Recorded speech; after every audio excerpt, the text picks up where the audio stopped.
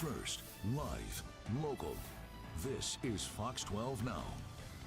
Hello, everyone. This is Fox 12 Now, and yes, we are live. But that is also a live shot there from our Shriners Cam of downtown Portland. I gotta say, that looks pretty picturesque. I know. Right now. Beautiful clouds there. It is, and I have been doing as much as I can to get outside into that as much as possible. Again, hello. We are live here from the Fox 12 Oregon newsroom. This is Fox 12 Now for one of our very special editions. Well, not special. I mean, we do these quite a bit, but we're trying to do them weekly at least now. Everyone is special. Yes. Everyone is special because we have Katie Zuniga here to talk about the weather and about, just I believe, just how nice it's been outside and some of that heat. But as it says right there, we might have our first heat wave. Are we in heat wave season? We are. We definitely are getting into that time where triple digits are the records. We have records for like consecutive days and certain temperatures, consecutive dry days. It's that time of year. It is that time of year, which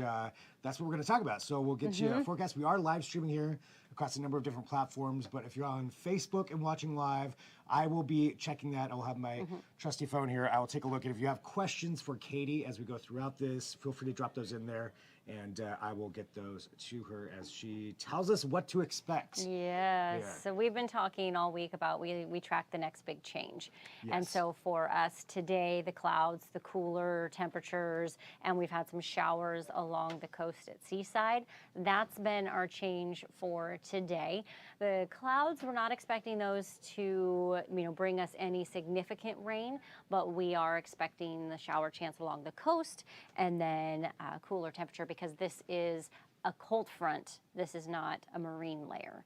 And so there's a big difference between the two. The marine layers are those days when we just get socked in and it just never seems like it's going to go away. And it's just like the low clouds and it's all like flat and gray. And you're just like, when is this going to burn off? And it never really does. Yes, that's your marine layer. This is an actual front that's coming through associated with a system that has brought the showers to the coast. But as you can see here, we have more sunshine coming this week, and that's why we are talking about this possible heat wave. So I want to remind you, you were just asking, it was actually pretty good setup for, is this the season for that? So it's our second driest month of the year, or driest month of the year, second warmest month of the year. So this is when we see the least amount of rain. We do see a little more in August, but August is usually a little warmer. Average highs go from upper 70s to mid 80s, and that's where we top out. That 30-year average that's updated every 10 years, 84 is that average. And then once we start getting into the second week of August, it starts dropping back and going the other direction. And then the hottest we've ever been in July is 107. The warmest night we've ever had is 74. Not looking at any of that right now. Normal amount of rain is a ½ inch. Obviously, we haven't seen any yet. The wettest we've been is a little more than 2.5, and of course we have had actually quite a few Julys where we have had no rain for you at all. And then here's a look at that climbing average temperature. So 81 is where we are right now as we're heading through the end of that, start of that second week of the month. And then we top out right there, end of July into the first week of August, and then we start cooling back down. It's hard to think in my head about our average high temperature being 46 when we're sitting here in these 80s and 90s these next couple of days. But we'll remember that here before long. And then here's a look at your temperatures for the month. We started off almost hitting 90, and then we had some cooler than average days, and then Sunday we kicked back in to average or above average, and we had our first 2 90-degree days of July, which was yesterday, today. We will not see a heat wave because, and I'll show you in a moment what defines a heat wave, because we're back into the 70s again today. And then of course we have no rain for the month so far, which should be no surprise. Okay. First 90-degree days in Portland. If you look at just the last few years, we were actually on the later end this year, where we've had several recently that have been in May or early June. This is just shy of where we were in 2019 and 2022. We didn't get it till the end of the month. So the earliest we've ever seen 90-degree day was in 1998. We had one in April, and then the latest was in 1957. We had one in mid-September. In 1954, we had no 90-degree days. So that was, I guess, a cold year. Number of 90-degree days in July. This is our record number, 15, and that's also the record number in a year that we had. So we was like something like 31 days of the year had that 90 degrees. That was that same year. And then if you fast forward up to last year, we came pretty close. That's number 2, which I have all these out for you. And then this year so far, we just have the 2 of them. So most 90-degree days in July, total days at or above 90, 2018, 2009, 2024. And then we have several tide spots once we start getting in the 10 to 11 of those days. Now, on average, I've read through the different, sources that we have that we usually have, in that 10 to or so 12 range, but it seems like that's closer to record. So it's not uncommon, but we don't have that official. And then here are the next 10 days. So starting Friday the 11th, we have a chance to be upper 80s to low 90s all the way through until we get to about the 16th to 17th. And what I'm going to show you in a moment is there are, we talk about all the different models that we use. There's 2 that are hinting we could get to triple digits, but not all of them. All the models agree there's going to be high pressure to our west sitting there for several days.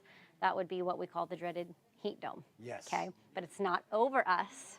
It's to our west. We're on that front end of it. So we're still in the warm air, but it's just kind of sitting there and not spinning. It goes up, it goes down, but it's not moving. It's also called a blocking high. So it's out there in the Pacific. Sorry. Yeah, no, right ahead. Okay. Ask all your questions. Okay, yeah, that's what I was wondering. So it just sits out there over the ocean. Yes, and I'll show you that in just a moment. I wanted to get through a couple of things to get to that point. Maybe I need to hit the button again. There we go. There it is. There it is. So this is the graphic that I have for you from the National Weather Service showing a heat dome. And what it is that area of high pressure that is a synoptic scale, meaning it's like 600 plus miles, or more across. And we had one of these positioned over us a few years back when we had those super high temperatures. And so it's just this really large area of high pressure that's suppressing any movement of air. And you have those warmer temperatures in the upper layers. This is what we call mixing down. So if you have the ability to get that warm air from about 850 millibars, which, is around the height of Mount Hood, around 5,000. The 50 millibars, 850 millibars, it changes with height, so it's not a set altitude. That can be at a different level, but that's what we look for.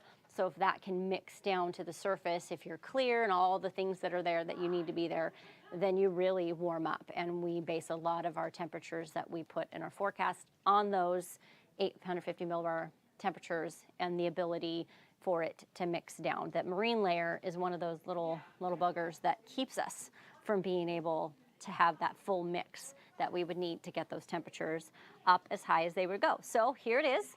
This is what you were asking about, Greg. Yeah. There's that high pressure center. So take what we were just looking at, that little graphic, move it over from where it was centered right over and shift it off to the west here. And you can see this is where it is. This is Friday afternoon forecast model of where it should be. As we get to the, it went away. I had all my little stopping points and they went away on me. That's kind of a bummer. Let me see if I can, since we're live here. Yeah, you know what, we're live. And as we're doing this, I do see some questions coming in. So we do have one, what about Bend? Janet wants to know. Bend? What about Bend? I'm not sure what it is specifically about Bend that Janet wants to know. No, I'm just kidding. It's probably, I'm sure you want to know the forecast for that. I did it. Okay. Here we go. I was able to do what I wanted to do. This is what's fascinating to me too. So, since we are live streaming here, just a little behind the scenes, just taking a look at Katie's laptop right there is like this magic laptop that pulls up all of this stuff. Like it's crazy. This is the brainchild of what we were able to do behind the scenes here. Okay. Yeah, behind the scenes when you're watching so them. What I want to show you, so let's grab this. Let's see if am I able to, I know what I can do. Seeing it in real time. You are seeing this in real time. Okay. Oh, haha, I did it. Okay, there we go. See, magic. 9 a.m. I wanted to get to about, a little later. So that's that high pressure off there. There we go. Let's stop right there. Okay. So you can see this warm air. So the different color in the air is, you know, the hotter as it's going to get. So most of the really hot air is sitting down here as this high pressure, but we have this over here because that's what I want you to watch. So we are very hot down here. Sorry, California. You say they're under a heat dome? Well, California? It doesn't stay for very long. It shifts and then sticks out here. Gotcha. But that's where we're in this very, very warm place. So this is Saturday afternoon. I wouldn't be surprised if we actually up those temperatures a little later today when the new model runs come in. And then see how this now has shifted up a little more. Let's get over here. That's a little late. Let's go a little farther. Let's go to the, there we go.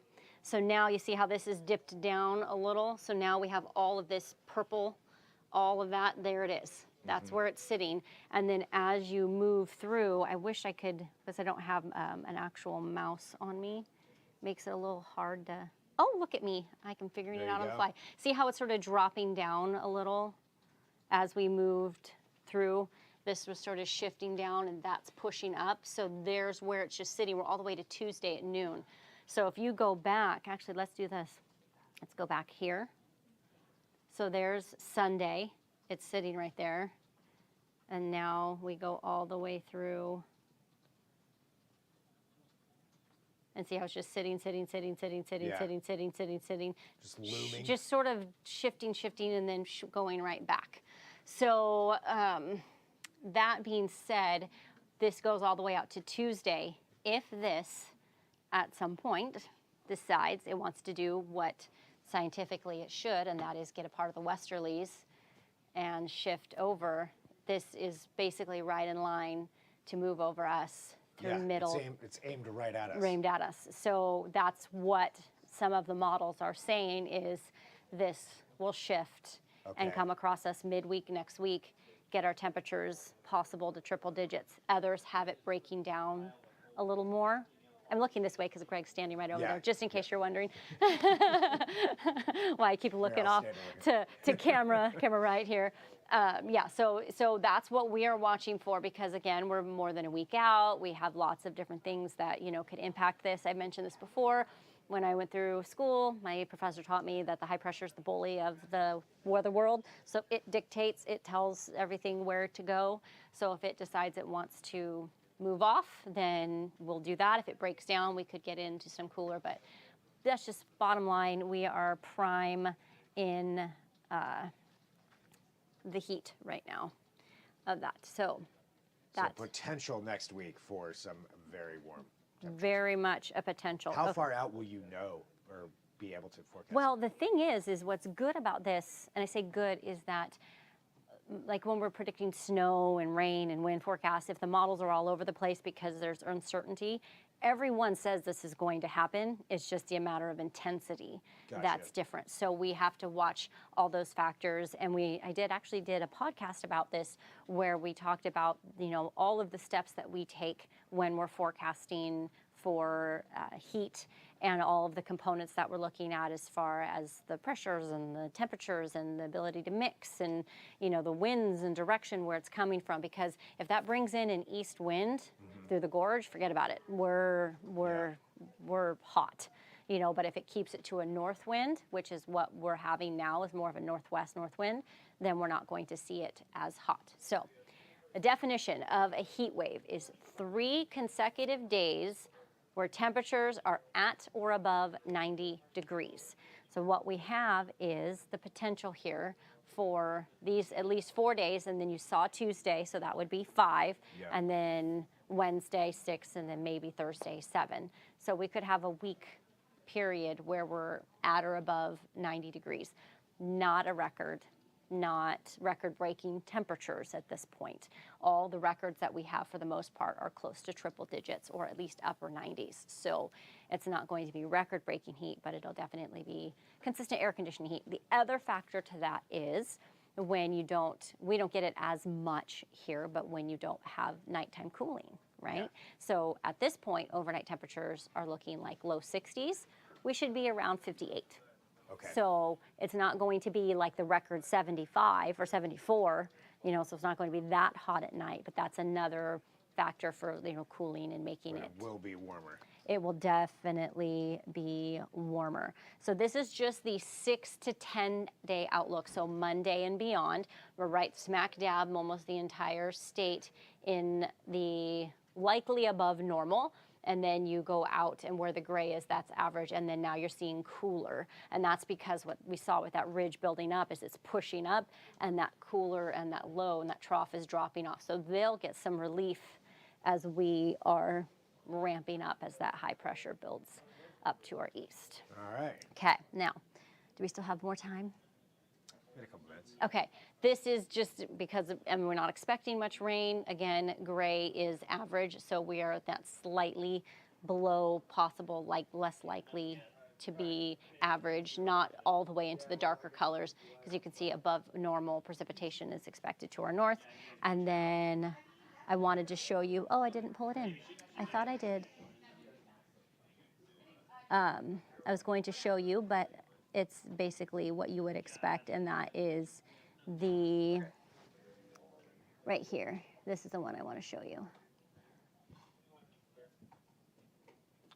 Again, for questions here too, I'm saying, is there anything solar storms? When are we getting rain? No rain. No rain. No So I don't rain. have an answer for you on the solar storms. Yeah, that I'd have to, I didn't get that, pull that information on you as far as like looking for like northern lights and stuff like that. I'm assuming that's what they're assuming asking so. about. Yeah. Yeah, that's what I'd have to, I didn't do any prepping on that one, but we could definitely find out for you.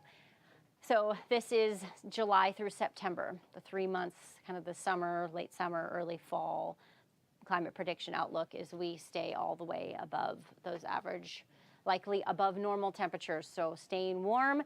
And for the person who was just asking me about rain, truly right now we have absolutely nothing. Today was the only thing that we had in our forecast, and that system is so weak and so far to the northwest that we had some showers in Seaside on the camera there, which we expected, the northern part of the coast. None of that's coming to us.